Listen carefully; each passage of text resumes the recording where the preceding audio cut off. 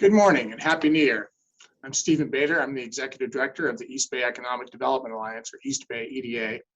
And we're really excited this morning to be kicking off our speaker series events on a very timely topic about supply chains.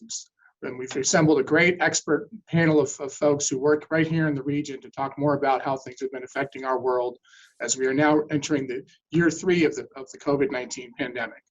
To get things started, I'm going to turn it over to our moderator, Dr. Michael Shabaka, who's the Director of Sales and Innovation Excellence at Manex Consulting. Good morning, everyone, and thank you for joining us. I want to start off by introducing myself. My name is Michael. I'm with Manex Consulting, and we are a consulting company here in the Bay Area that provides consulting services to manufacturers such as the folks that are on this panel today.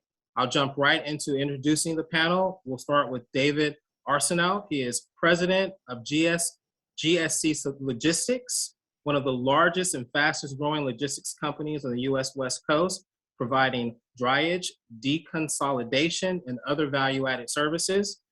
Next, we have Hannah Kain. She is president and CEO of ALOM, a supply chain company she founded in 1997. They're headquartered in Fremont, and they operate out of 19 global locations.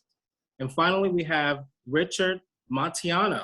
He is president of RAM Supply Chain, a trusted advisor driven to help manufacturers and distributors optimize their supply chains by lowering their costs while also increasing their cash flow. I want to start with each panelist introducing themselves and their respective companies, and also providing some information on what they manufacture and the products and services that they have in the market and where they operate. And we'll start with Hannah Kain. Oh, thank you, Michael. And first of all, I want to say how glad I am to be here. And so thank you for inviting me.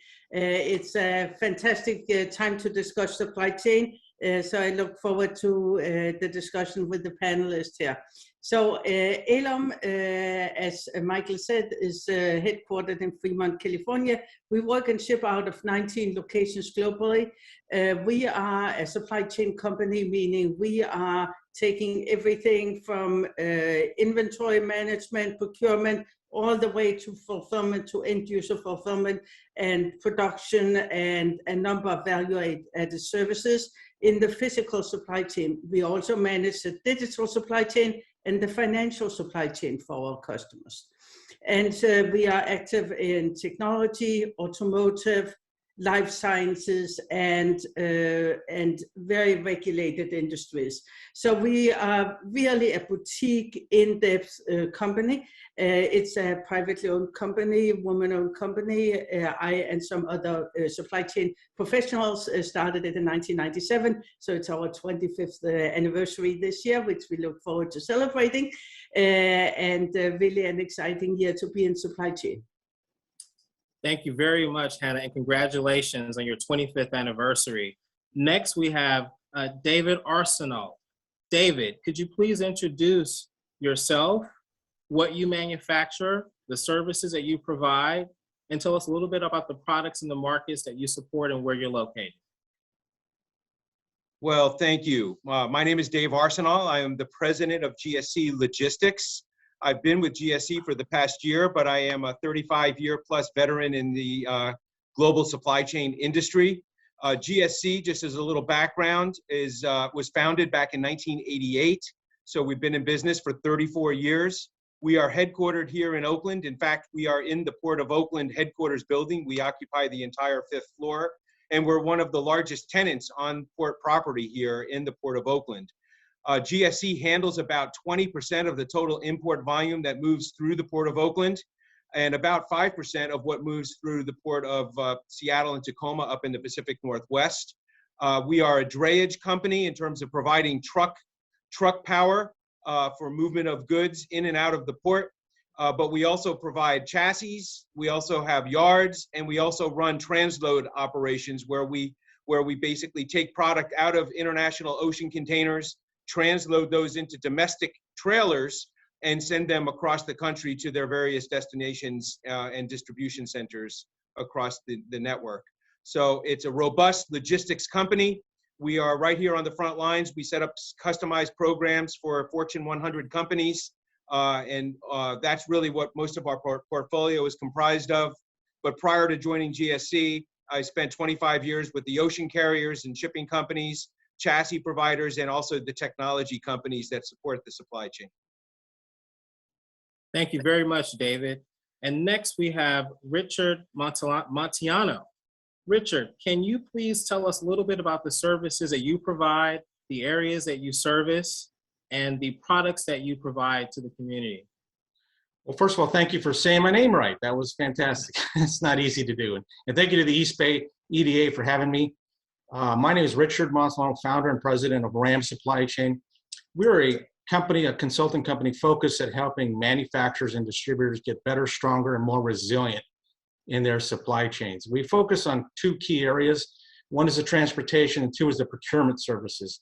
Many companies in those areas struggle to understand how to break down the process, how to rebuild it, how to bring benchmarking services so they're getting the best value in those spends. So we act as a partner to those companies to make them stronger, better, and faster in the marketplace. And we service anybody in the East Bay. We work several projects with many companies in the area, so we're excited to be part of this.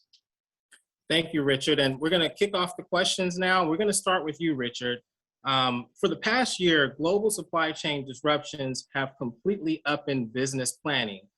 Can you describe the disruptions your business experienced in 2021 and how you responded? And this question is for you, Richard.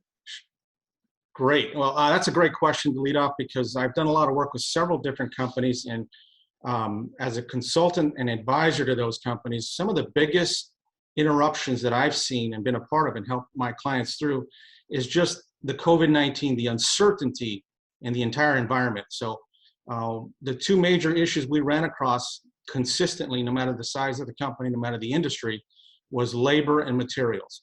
And it's difficult for companies to really have the proper planning when things have been so uncertain. So typically, if there was a lead time of maybe 6-8 weeks, all of a sudden, out of nowhere, they saw some of those lead times double, triple, and longer in some cases.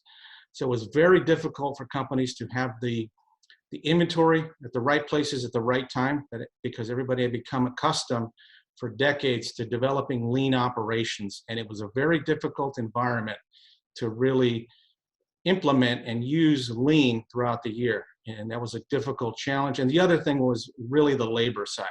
As a direct advisor, and including a project I'm working on right now, everybody is really struggling with labor across the board. And it's in every industry, at every level of management, every level from the floor to the top line management. So those are the two biggest issues I've seen. And we've been able to really help provide an extension to these companies, give them additional insights, expertise, bring technology to their companies to give them better visibility so they understand. Thank you. Thank you, Richard. And Hannah, same question. For the past year, global supply chain disruptions have completely upended business planning. Can you describe the disruptions that ALOM experienced in 2021 and how you responded? Yes, so when I look at the supply chain over the last couple of years, right, in 2020, we saw this total shift in demand. That was a big headline for 2020, was a shift in what we were buying, how we were using our money, which channels we used. We shifted from retail stores to e-commerce stores, and we are all cutting up our corrugated boxes at home in the weekend, right? So we saw a lot of demand shift. Last year was definitely the year of the supply shift, and we saw that the disruptions coming. So my company did really, really well with being proactive. We are supplying, as I mentioned, the automotive industry that had a lot of disruptions, but we are actually delivering chips, and we succeeded in doing 100% chip delivery on time, right? Which was really great. But towards the end of the year, even we could feel that the demand shifts combined with the supply uncertainty really came in and impacted us. And so it was a lot of planning. It was a lot of focus on being proactive, lining up suppliers, having great supplier relationships, dealing right with the suppliers. So I think, again, looking at procurement very strategically. And one of the things we are doing is COVID test kits. And of course, in this market, we are shipping millions each week. In this market, it's really important that they get out. And so for our assembly and procurement, we want to be very proactive and be on time. And so that has been just a lot of work and a lot of planning. Thank you, Hannah. And David, can you describe the disruptions that GSC Logistics experienced in 2021 and how you responded? Absolutely, Michael. Well, I think it goes without say that the global pandemic has really been the most disruptive force that I have seen in my 35 plus years in the supply chain industry. There's been other periodic issues that have come up that have impacted some aspect of the supply chain, but in terms of global impact, this has been really an event of all events. Really, what it has done is I think it's taken supply chain, which for many people was kind of an out of sight, out of mind industry. People just expected products to be on the shelves. And what we saw is that the supply chain kind of evolved from being in the back room of many businesses to becoming into everybody's living room.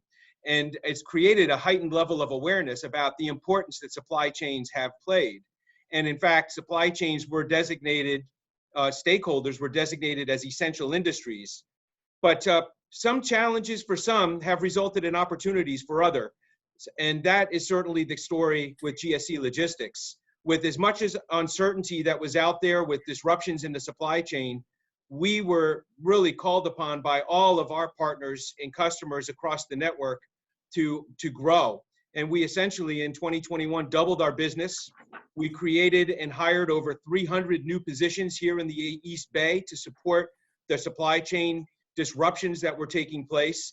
And as we saw ships that were beginning to be impacted and marine terminals impacted, we became a bit of a stabilizing force with our network to help deliver some certainty in a supply chain that was experiencing a tremendous amount of uncertainty.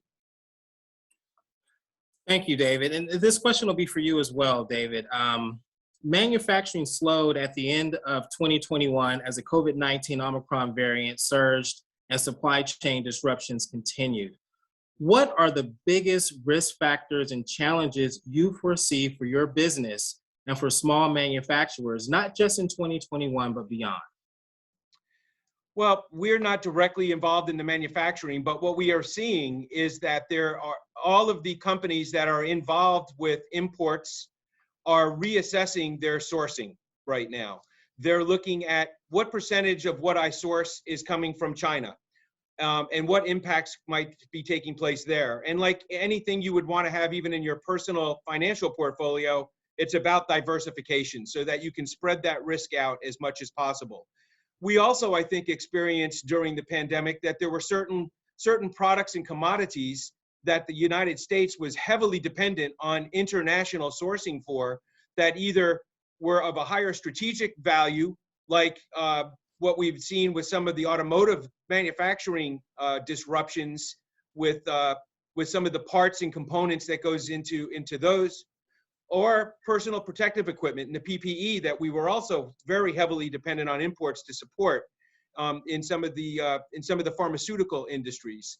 So I think there's a reset that's being looked at as to what might make better sense strategically to be onshored or nearshored from a sourcing component, and what does make sense to continue to be an international sourcing component. Thank you. Richard, same question. What are the biggest risk factors and challenges you foresee for your business and for small manufacturers, not just in 2022, but beyond? Great question. And what I see is exactly what David said. We've begun to see a lot of reshoring talk bringing some of those manufacturing operations back to the US, which I think is a great thing for the country as a whole. However, it's going to take a while. Remember, it took us decades to build those supply chains overseas, and you can't just bring it back overnight. We have to take time to develop the labor force here because we don't have the skill sets widely spread and available to small and middle market companies. I tell people, as a country, we knew more about supply chain 45 years ago than we did today because of the fact we brought these jobs from overseas. And it's going to take some time. So I know a lot of manufacturers I've been talking to directly over the past year are seeing a tremendous surge in demand and increase in sales, but they are struggling to fulfill it just simply because of labor shortages. And I think it's something that's going to take some time. I know we want to build it, and there's a movement to begin to bring that stuff back, but that's going to take a coordinated effort across many different industries and agencies, and just a collective effort from everybody to build that expertise in-house back here in the U.S. and specifically to California, to have that available labor force available for these manufacturers. Thank you. And Hannah, same question. What are the biggest risk factors and challenges you foresee for ALOM, as well as for small manufacturers, not just in 2022, but beyond? Let me talk a little bit more general, because ALOM's risk factors are not that pertinent, but I want to talk just in general. First of all, I think it is correct, there's a reshoring movement, but it's very slow. So I'm totally with Richard there. McKinsey did a survey showing that everybody talked about reshoring, but it's really slow to take effect. Everybody had plans for 2021 to start reshoring, but only, I think, 12% of all companies actually did any reshoring or near sourcing, as we call it, because it's all about being close to the markets. Now, I want to make sure everybody understands that when you nearshore, of course, you are in the situation that the last leg before you get the goods has been de-risked somewhat. But you still need the raw materials to come in, and the raw materials may come from other countries, other locations. So it's not like you near source and all of a sudden you are without risk. You have a lot of risk on your tier 2 and your tier 3 suppliers. And so near sourcing helps, but it's not the panacea that a lot of people are talking about. But I think the biggest risk that we're seeing right now is really in inventory management. So if we look historically at it, everybody misunderstood what lean is, and they cut down their inventory levels to almost zero in the good old days. And now everybody is understanding that's not really a good strategy. You need to look at what's the risk associated with landing the inventory and what's the actual lead time, and you need to have some buffer stock that's appropriate for that particular situation. So what's happening to small companies, smaller mid-sized companies right now, that I'm really concerned about is if they get product in from overseas, let's say from China, the shift that has happened is all the big corporations are coming in and getting priority on the production lines. And that has caused overseas manufacturers to demand minimum order quantities. So what's happening now is we have a shortage of supply. The US manufacturers are forced to place very big orders very far in advance. And so now they have much more risk, where they also have a demand risk. Who knows what's really in demand in a year when this product actually lands?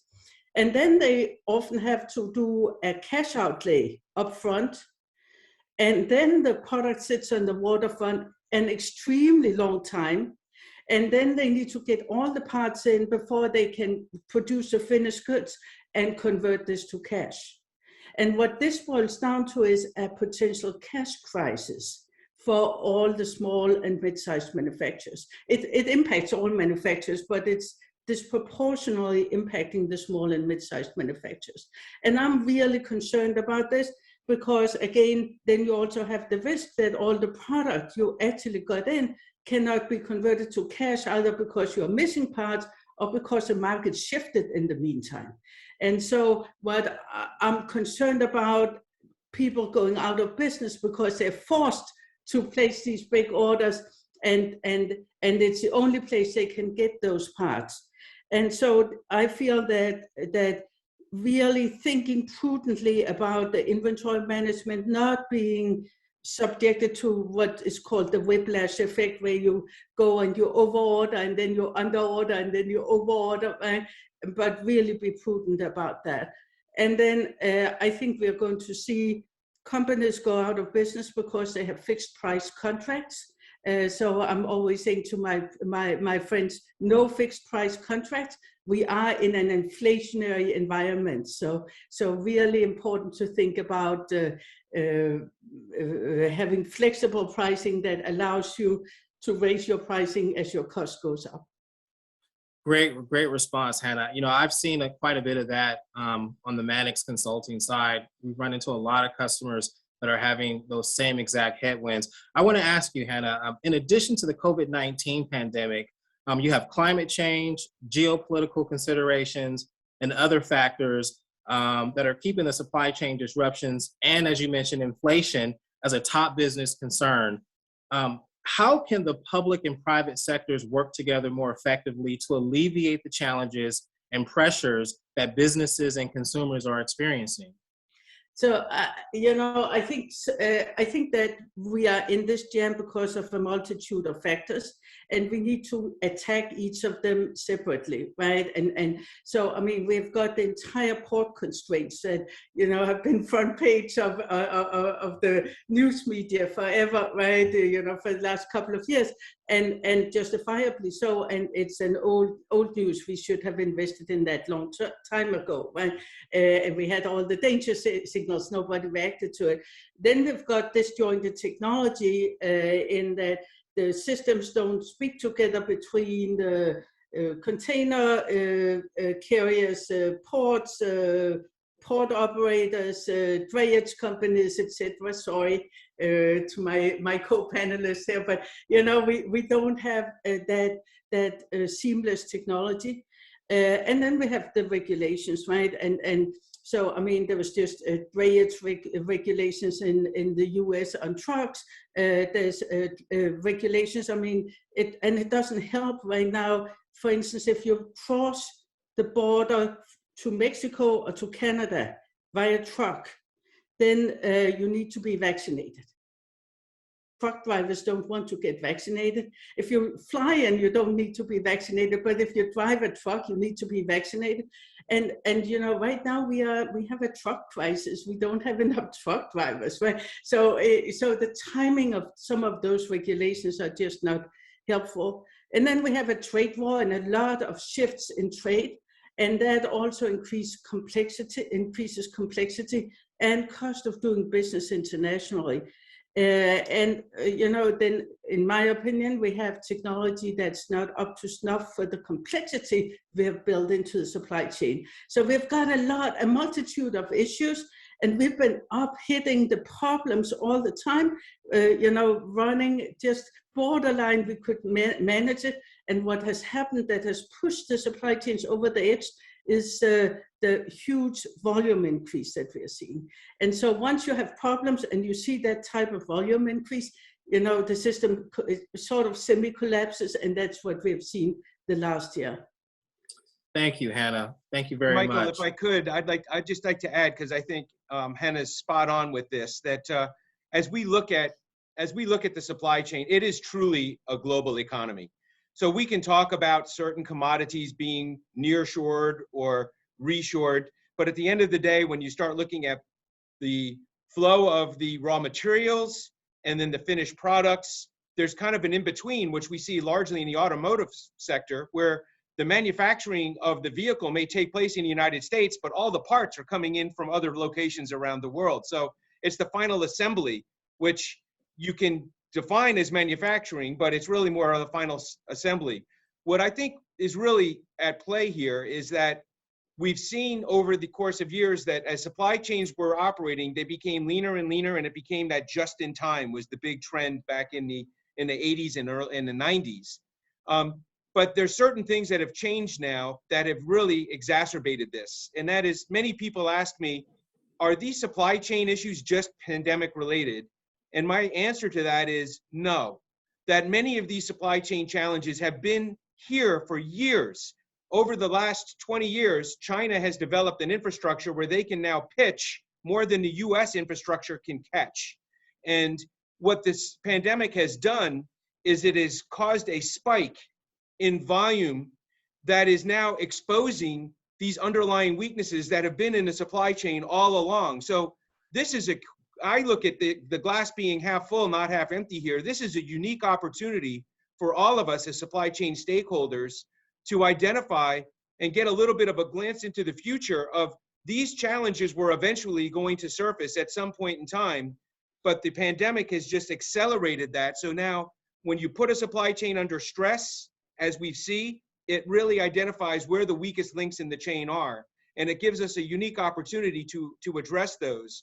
And part of that stress has been demand has gone up during the pandemic, but we've also seen people's buying behaviors change, largely towards e-commerce. So in addition to a heightened demand for products, in the e-commerce world, everybody has a phone where the consumer is more equipped with more powerful tools than they've ever had in history to make purchasing decisions that if you're online making an e-commerce decision and you find somebody is stocked out, you're not going to wait for them to be in stock again. You're going to move on to somebody else who has that product that you're looking for in stock, instant gratification. So there were companies, manufacturers, or retailers that would sometimes run a leaner supply chain, realizing that if maybe they're stocked out today, somebody would come back into the store again next week and make that purchase. But with e-commerce, if you're stocked out, you immediately have a tool in your fingertips where if somebody else, if that particular retailer doesn't have it, who else does? Because I'm going to buy this today no matter what. So it results in it's causing everyone to start adding a buffer inventory. So in addition to demand going up, there's a heightened level of buffer demand that's going into play, which is kind of exacerbated some of the supply chain challenges that we're facing right now. But it's really, we've got to look at this as a unique opportunity that these underlying supply chain weaknesses have been there for years, but they've kind of been below the surface.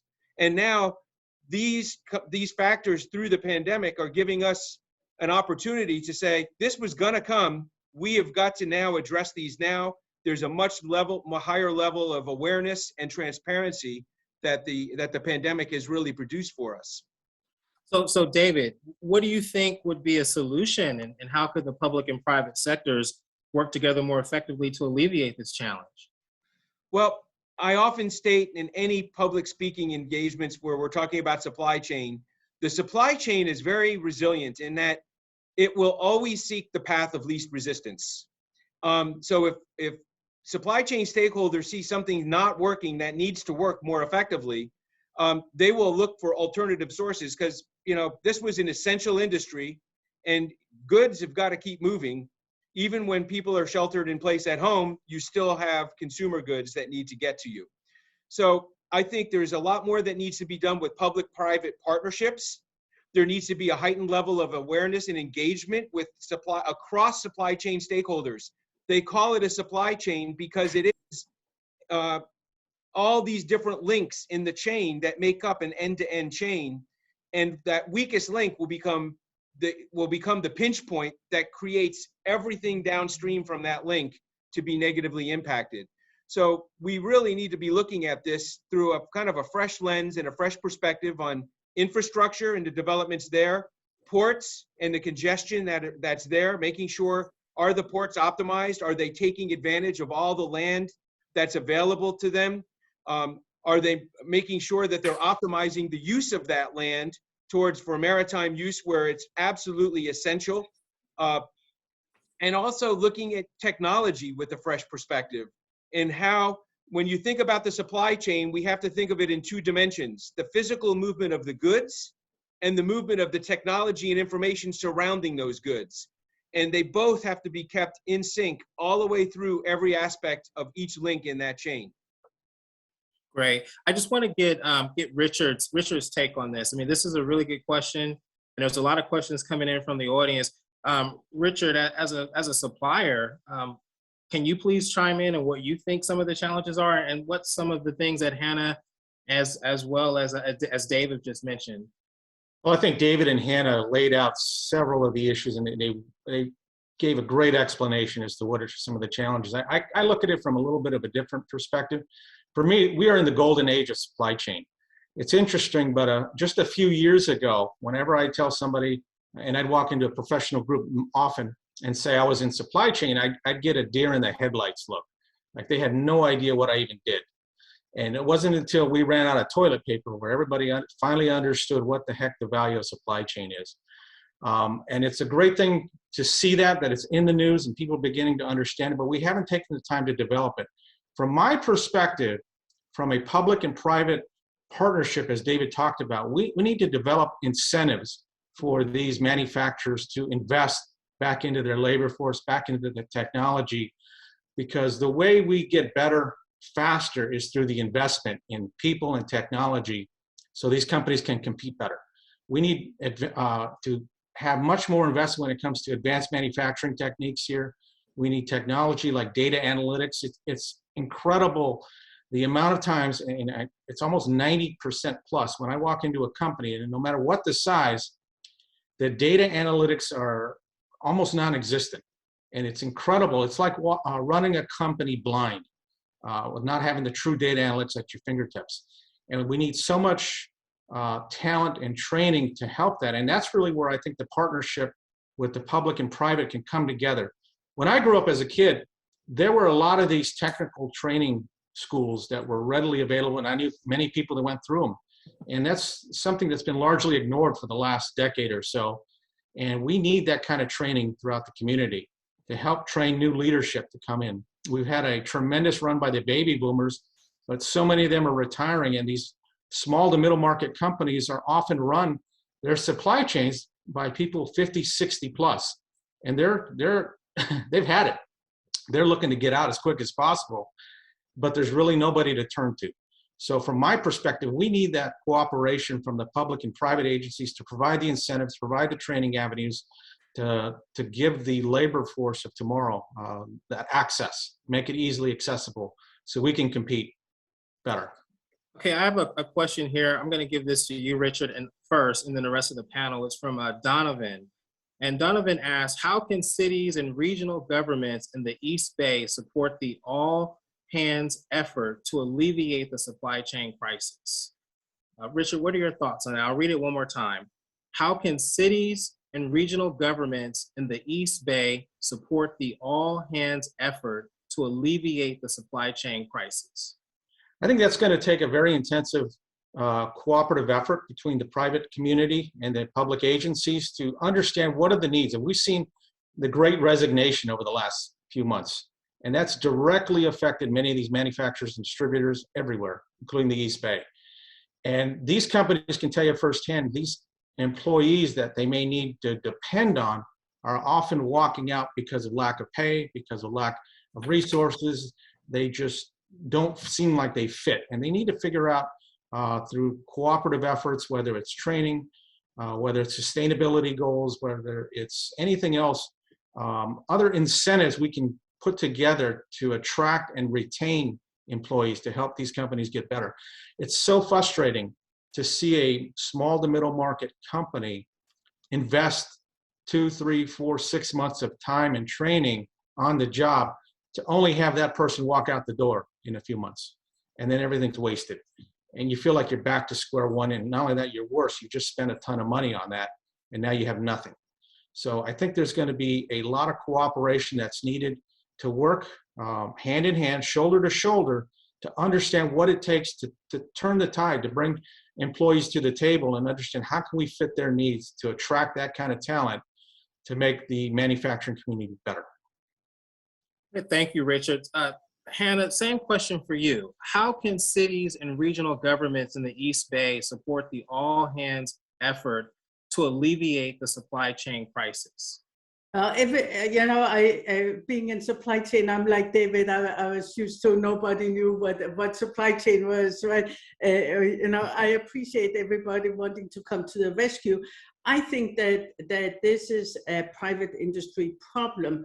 That being said, we all need the infrastructure. And that is the number one thing that public entities can do for us, is help with the infrastructure. Get the infrastructure up to snuff so that we can transport goods, right? And we don't have congested roadways, and we've got access, etc. The other thing is, of course, the entire permitting. So our permitting system is very slow. We are in an environment where we have where we need to be very agile, because there's so many shifts in the market. And if we can expedite permitting and look at permitting different ways, really look at what's the actual risk, right? So we all understand that permitting is to avoid risk, but if we can look at what's the actual risk and what's really important, instead of putting up barriers for businesses. And finally, I'd say it's been running a business in the Bay Area, right? It's been a real hard thing when the schools have been closed, and some of the other impacts where labor people had to take care of their kids, right? And so keep the schools running, keep that infrastructure running, such that people can go to work and be productive. So that would be my main asks. Thank you, Hannah. And I'm going to come back to you in a second, but I want to go to David, and I want to ask David the same question. How can cities and regional governments in the East Bay support the all-hands effort to alleviate the supply chain crisis? What do you think, David? Well, thank you for asking that question, Michael, because I think it's really critical, and I think we're at a very critical tipping point in that discussion right now on some pretty important East Bay matters. Just let me start, though, by stating today, the Port of Oakland is struggling to keep up with volume. There are, as of this morning, 9 vessels that are sitting out in the bay at anchor, waiting for a berth to come in. And there are 7 more that are adrift just off the coast. So there are 16 ships that are backlogged to come into the Port of Oakland as of this morning, as we start this discussion. So the port is already struggling to keep up with the current volumes today. And these are not volumes that are just going to all of a sudden go away in years to come after the pandemic. This is a little bit of a glance into the future, as I was stating previously. The port, in cooperation with the port envoy and the federal government, has really looked at positioning the Port of Oakland as a bit of a pressure relief valve for the congestion that they're also encountering in Southern California through the port complex there. The port in March will be standing up a new yard, which is really not a new yard. It's a location that already exists here on the waterfront, Howard Terminal. They're setting that up as an empty yard where they'll be receiving empty containers back and then allowing those to be dispatched to promote the robust export market that has always been a cornerstone for the Port of Oakland. Coincidentally, this same facility is where the proposed new Oakland A's ballpark, it would be center field basically for the new ballpark if that comes to bear. And that's something that I think we have got to make sure we're shining a bright light on, that once you repurpose an active marine terminal in a port that's already struggling to keep up with volumes to something other than port duties here, and it's not so much the ballpark, but it's the 3,000 high-end condos and a new hotel complex that goes along with it, bringing residential right into the middle of the industrial center in the port, is the beginning of the end for the Port of Oakland as far as that's concerned. So we've got to really be looking at this as an opportunity to see where and how is the best way to optimize the land use here in the East Bay. And I realize that many are looking at San Francisco, but San Francisco was never really ever going to materialize into a container port because it's on the wrong side of the bay. Containerization, which is the way that all these goods are being moved right now, is because of intermodalism. And for those of you who don't know what intermodal is, it's between modes. So the box on the ship comes off and you put it on wheels and it becomes a trailer for trucks to be pulled, or you stack them too high on a train and it becomes part of a stack train to move goods to interior points. And the problem or the shortfall with San Francisco was it was on the wrong side of the bay. It didn't have the rail connectivity to support the rail activity, intermodal activity for ships coming in, whereas the East Bay, the Port of Oakland, absolutely does. So Oakland is the 9th largest port in the United States and has the potential to continue to grow and support the vital jobs creation that are here, not just in the port itself, but you've got many big box retailers that have invested in facilities in the valley and interior points here that count on Oakland as their gateway for product moving in. And they really struggled with this when vessels started bypassing Oakland. They were discharging in LA and then having to truck all the way from LA up to the valley here, which is just cost prohibitive. So Oakland plays a critical role in global supply chains, and we've got to be sure that we don't think too short-sighted here on doing something in repurposing land that could really have long-term devastating impacts on job creation and the overall global supply chain infrastructure here in the Bay. Thank you, David. I want to go back to Hannah. There was a question that popped up, and it was relevant to what you were discussing before I went over to David. And it's a question from the audience, and it's how will companies combat the labor shortages moving forward? And you mentioned some of the issues around the COVID issue, the lockdown, hiring people. Hannah, can you talk a little bit about what ALOM is doing to handle the labor shortages and keep business going forward? Oh, absolutely. So we've been growing like almost everybody in supply chain. We've been growing and growing really hard, fast. And so this is an area I'm thinking a lot about. And I'll be honest, I've been thinking about this for the last 5 years because we have been seeing a shift in the labor market. And just like with supply chain, the pandemic really caused some of those shifts to be very visible, but you know, I think it's a big shift. In my opinion, we have gone from a shift where in most of our business lives, selling has been the key issue for business, and now it's delivering, right? And it's a big shift in thinking, and part of that delivering system is, of course, the people who are delivering. And so thinking strategically about the people, I think, becomes very important. So we have a strategy. We want to be not just a supplier of choice. Everybody wants to be a supplier of choice to their customers, but we also want to be a customer of choice. We want to be the customer that our suppliers want to do business with. And then most importantly, we want to be the employer of choice. We want people to work with us because they prefer to work with us. So we have a number of different programs, including upskilling programs. We started ALOM University 4 or 5 years ago, and the idea is that we help our staff in their career. At the same time, we also help them at ALOM, but we help them because they are people who are important to us. So ALOM University, the entire upskilling, the working with giving people internal career opportunities, growth opportunities, really one important milestone.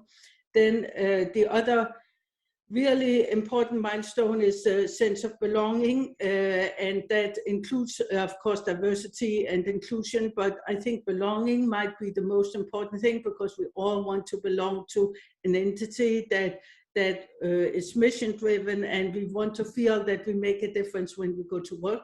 So that part of the culture is something we have been nurturing for many years. And then, of course, I mean, we live in an inflationary environment right now, so we have had to look at the compensation, obviously. We also have profit sharing, and we've got a very generous benefit package, and so it's all part of being the employer of choice. So we are looking at retention. Retention is becoming really important, right? Are we keeping the people we have? Are we keeping them very productive? Are we giving them the tools to really succeed?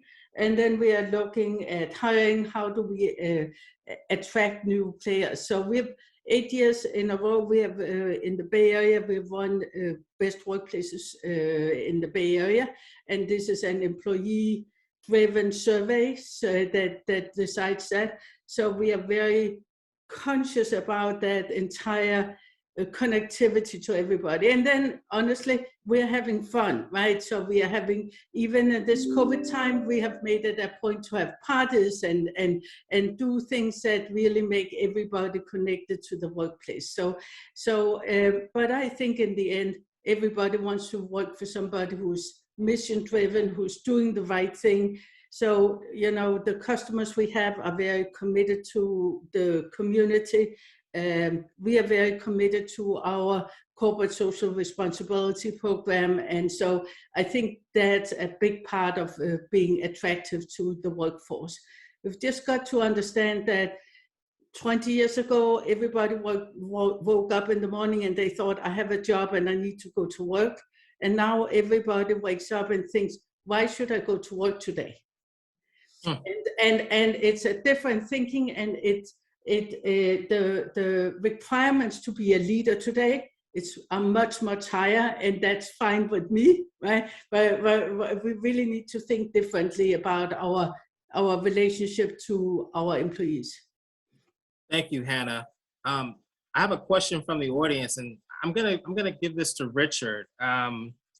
Richard, we hear a lot about inflation, and as president of RAM Supply Chain, can you tell us how inflation has impacted the manufacturing sector from your perspective, as a company that is a trusted advisor to other manufacturers? Yeah, absolutely. And it's been a great impact across the board. And no matter what the component, no matter what the category or commodity, virtually all of them have seen significant increases, largely due to inflation and other capacity issues. And it's a tremendous disruption, because a lot of these companies had fixed contracts that were in place for years with some of their customers, and they couldn't just automatically increase their prices. So that's a very difficult challenge that squeezed their profit margins very, very significantly, to the point where a lot of them were losing money. And it's really, really important to have that top of mind when you are putting together your supply chain design. And I know Hannah talked about this, about being able to have some adjustments. And that can be done in the beginning. When you develop the relationship, you set up the contract right from the start, you can have that discussion and develop into strategic partnerships where you put that on the negotiation table and you tie it to an index. You have automatic escalators, you have review periods that you come together and you talk about those issues. And it's not a secret, it's out in the open. And you partner with your suppliers, and you don't want to beat up your suppliers to the point where they can't support you, because that's a bad position to be in. You want to have your suppliers thriving, that they're bringing new ideas and innovations to your table, but you can only do that through a great relationship. If you're constantly beating them up and you know that they're suffering when it comes to inflationary costs, and their margins are getting thinner and they're having rising costs because of employees on top of that, it's difficult for them to give you the best support and service as a supplier, because they're going to be trying to squeeze and hold back rather than bringing creativity and innovation to the table for you. So it's really important to develop that relationship from the beginning, put it on the table, put it out in the open, and discuss it.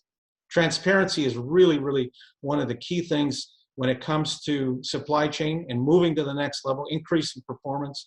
It's all about transparency. Thank you, Richard. And David, same question for you. How has inflation, in your opinion, impacted the manufacturing sector, especially from the Port of Oakland perspective? That's got to be interesting. No, absolutely, Michael. And I'm going to kind of zoom out a little bit and expand that, not just to manufacturing, but it's really to the underlying end. From an inflationary standpoint, it's the final cost of goods, right? And as each link in the chain, whether it's your ocean transportation costs go up, your terminal costs increase, labor costs in your warehouse or distribution facility increases, rail costs are increasing, motor carrier, truck costs are increasing, fuel costs are, all of these are compounding and ultimately having to get factored into the final cost of goods sold.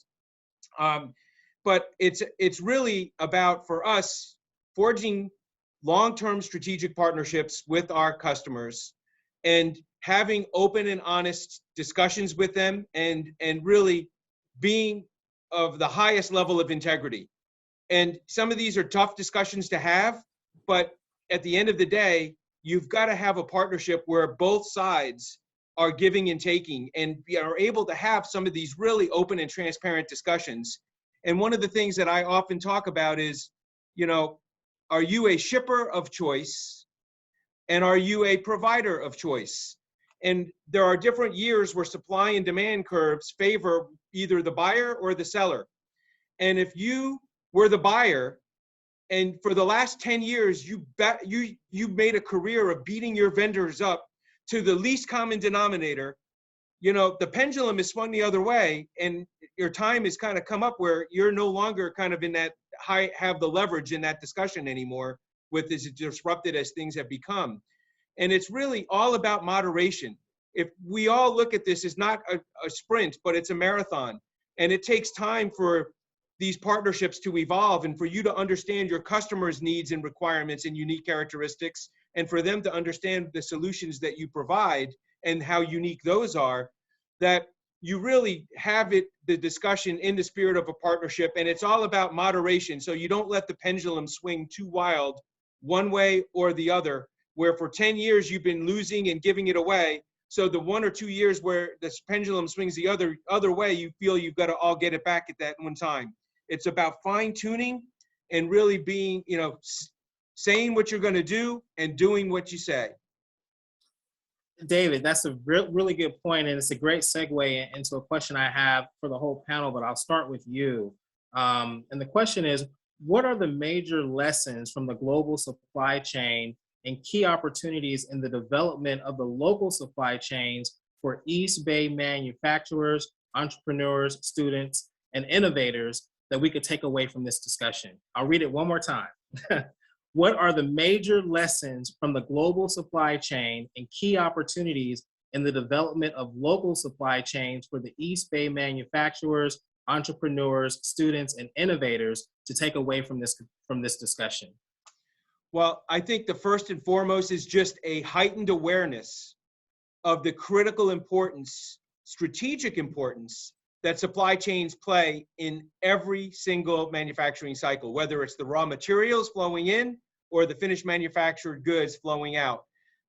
That heightened awareness, what we're counting on, is now beginning to translate into the next generation of leaders that we need to attract to the supply chain industry. The supply chain industry historically has been very labor intensive, and maybe hasn't been as as cutting edge, leading on the technology side and aspects of this. And I really think that as we transition more to automation and technology driven supply chains, it needs to attract this next generation to be looking at, there's our incredible career paths in the supply chain industry that I'm hoping individuals of this next generation will really find very appealing. We've established internship programs, community outreach programs, job fairs, and as I mentioned earlier, we hired over 300 people here in the East Bay in 2021 alone, and we are still hiring like mad now. And these are good living wage paid jobs, and probably the most rewarding part of my job is I'm actually seeing people's lives change. We're seeing a positive impact. About 8% of the workforce that we have in our warehouse doesn't even have an official home address. And we are changing people's lives and putting them on a different trajectory. And I don't think there's anything more rewarding than that we can really help make a positive impact in the local community with bringing jobs and job creation here, and a heightened level of awareness that these jobs have tremendous upside potential if you bring people in and you provide the proper skill sets and training and mentorship, and put people on a real career path that they otherwise wouldn't have had. Thank you, David. And Hannah, same question.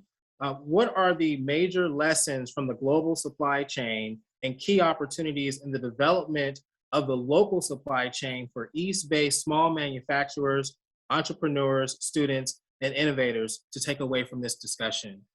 I want to tie into what David was saying, because, supply chain is such a great career. right? And we know we are going to, just in the US, be short at least 2 million people in supply chain. So, you know, there's so many opportunities in supply chain and at all different levels, and there are career opportunities that you're not finding any other place just because there's such a shortage. So the likelihood of actually making a career of it is tremendous. So go out and tell young people that this is a place to be. It's really a great place. Then the other thing, and of course, like David, we are hiring, and we are hiring at a rapid pace. So please keep us in mind. And then I'd say to businesses, grow your own, right? So there are certainly institutions out there who have supply chain, offer supply chain courses, etc., and education. But reality is we need to grow our own. So that's, you know, just get used to that idea and set yourself up to do that. One of the really silver linings of the pandemic is that a lot, and the supply chain crisis, is a lot of money has gone towards technology investments. And that's really another area where we need help, right? So over the last 10, 15 years, we've certainly got more technology into supply chain, but the complexity we have built into our supply chains keep going up. You mentioned, Michael, earlier sustainability, but you know, trade wars, a lot of border crossing complexities, a lot of other regulations, and so it's become really difficult to run supply chains on the existing platforms. We need new technology. The complexity outran technology, and we need technology to catch up. And finally, I think looking strategically at supply chain, that has been another silver lining, that many organizations are doing that, thinking about the risk associated with sourcing, but also the opportunities in local sourcing. And then finally, it all boils down to relationship and collaboration. Thank you, Hannah. Those are all really good points. And Richard, same question. What are the major lessons from the global supply chain and key opportunities in the development of local supply chains for East Bay small manufacturers, entrepreneurs, students, and innovators to take away from this discussion? Great question. First of all, I agree 100% with everything David and Hannah said. But a couple of things that I've been focused on recently is I think we need some help from many different partnerships, and it includes capital investment in the manufacturing sector. There is a difficult, at times, to get capital investment because so much of this has been sourced overseas. A lot of these manufacturers had limited access to capital. And what we found, the second part of my takeaway is we need more resiliency in our supply chains everywhere. And that comes through a lot of capital investment through advanced manufacturing at the lower and middle market companies to help them get better, stronger, more competitive. And what we learned in the pandemic, the best ability is availability. And if you can't have it on your shelf and ready to go for your customer, they're going to go right down the road to the next person. And for those companies that can supply it, they have a great advantage. And that comes through being able to build resiliencies in many different directions. It's not just in having buffer stocks, but it starts at the beginning. We want to look at the entire end-to-end process. It starts with the customer and what is their needs? How can we be more resilient to their needs? And it requires some collaboration, understanding what their forecasts are throughout, and understanding the internal needs and also your suppliers. But all of that together is really going to help you develop much more resiliency throughout the supply chain so you can be much more responsive to your customers. Thank you very much, Richard. And that concludes our discussion. I'll turn it over to Stephen for adjournment. Thank you, everyone, for your participation. Great discussion. Well, thank you so much, Michael, Richard, Hannah, David. That was a fantastic conversation. I think the velocity of comments in the chat, the high level of engagement across all of you, and the number of comments that have been flying in and questions indicates we're probably going to want to do a part 2 of this one of these days. But in the meantime, for those of you who are following our speaker series events, we do have a second speaker series event coming up, in fact, on next Thursday, February 10th at 3 p.m. East Bay ADA, in partnership with East Bay Leadership Council and Innovation Tri-Valley, will be hosting a conversation with Assemblymember Wicks and Senator Skinner on East Bay housing and housing across the state. So look forward to that. I think a link is going to be dropped in the chat for any of you who want to register. But please go ahead and plan to come. Yes, indeed, we look for that link right now. If you're interested in signing up, we'd love to see you next week. Thank you all again, and have a great day. We'll look forward to being in touch and seeing you again soon. Thank you. Thank you. It's great.